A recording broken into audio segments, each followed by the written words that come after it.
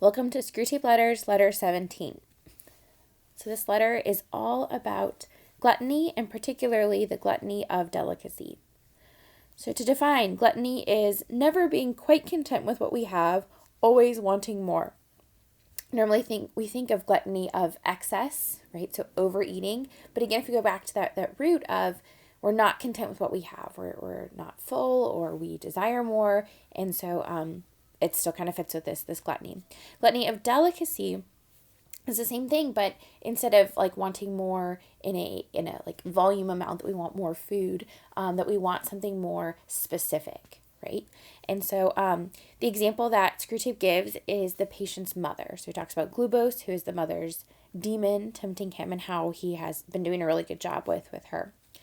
So some of the examples, it says her whole life is enslaved to this kind of sentiment. She is never satisfied, right? She says, oh, please, please, please, all I want is a cup of tea, weak but not too weak, and the teeniest, weeniest bit of really crisp toast.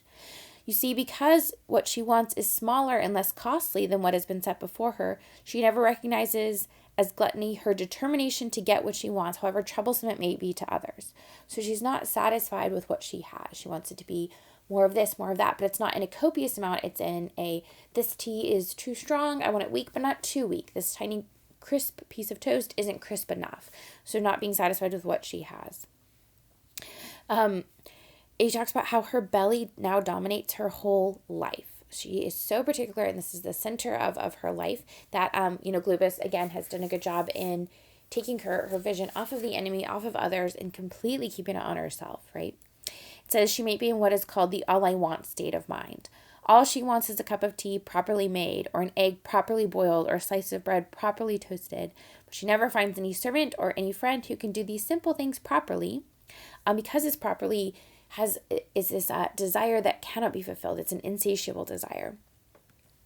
Screwtape says part of this is because of the past, right? She describes her past as the days when you could get good servants.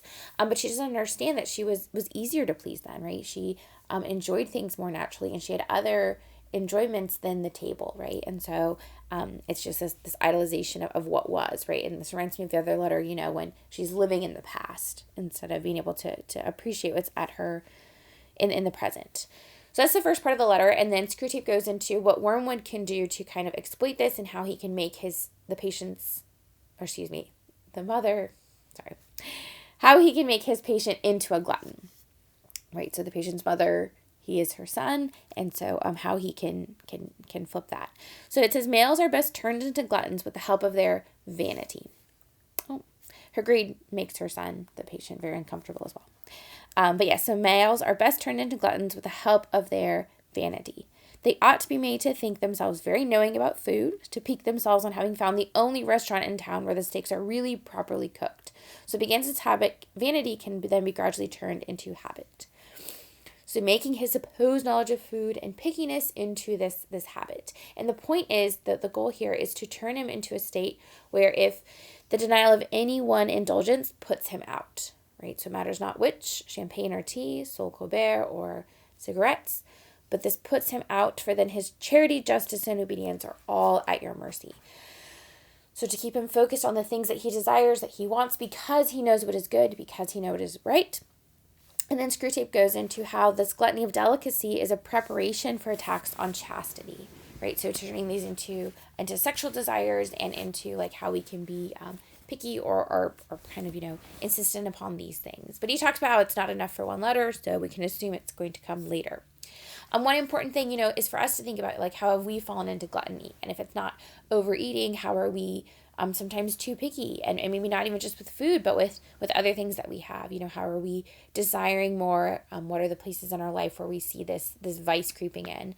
This is also one of the 7 deadly sins, as is pride. And so we'll talk a little bit more about those in depth soon.